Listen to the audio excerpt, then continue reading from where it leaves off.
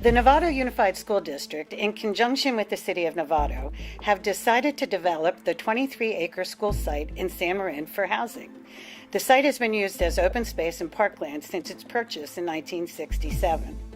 Despite a tract that appears to be ripe for development, there's more going on beneath the surface than meets the eye that would impact current nearby residents and those who would purchase the new houses. Right next to the site sits a lot which housed Bill's San Marin Texaco gas station from 1968 until its closure in 1984. Now abandoned, the station was the location of many gas, oil, and toxic material leaks.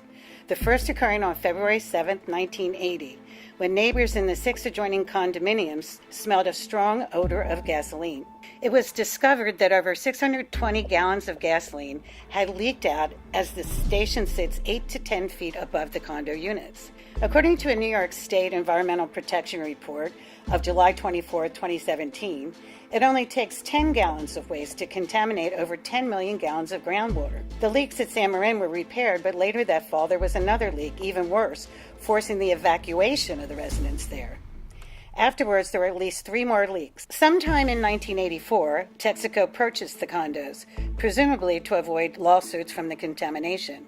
That land in the San Marin tract may have been irreparably poisoned. Because of these reoccurring leaks, the station was closed and demolished in 1984. The Cal EPA removed contaminated soil from the lot and condos, but toxic material still remained, causing more cleanup attempts in 1985, 86, and 1990.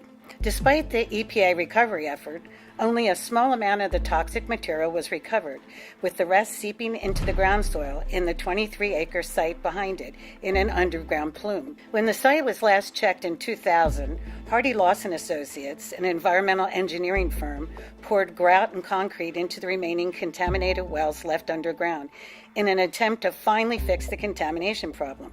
Many of the 17 wells were filled, but 9, MW1 through MW9, could not be properly filled because of access issues. The empty lot still sits there today, not available for sale, only available for lease as per the owner, Comstock Commons LLC, via their real estate agent, Meridian Commercial. According to the New York State EPB, oil spills from leaking underground storage tanks at homes and gas stations are the largest single threat to groundwater quality in the United States today. When there's a leak, fuel travels freely through the soil and contaminates groundwater. Over 50% of the population in the U.S. relies on groundwater for drinking water, and the chemicals in fuel are extremely difficult to remove, even with extensive filtering. Some of these 150 chemicals include benzene, toluene, and MTBE. A similar situation exists in Orange County today, where a housing development is located on top of a long-abandoned Mobil gas station site, which had a leak in 1987 and deposited a mile-long plume of MTBE and other contaminants. The county is now fighting ExxonMobil's bid to end cleanup and monitoring there under California's low-threat underground tank closure policy. Says Roy Herndon, the Water District's chief hydrogeologist, ExxonMobil's consultants didn't even know the plume was there.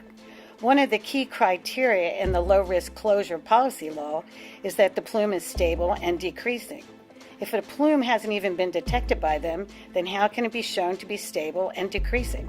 If Orange County is very worried about a 1987 leak sitting dormant underground in a suburban neighborhood such as we have in San Marin, what can we make of the school district's forthcoming development intentions, which would include years of digging, excavation, pipe sinking, dust, bulldozering, and construction?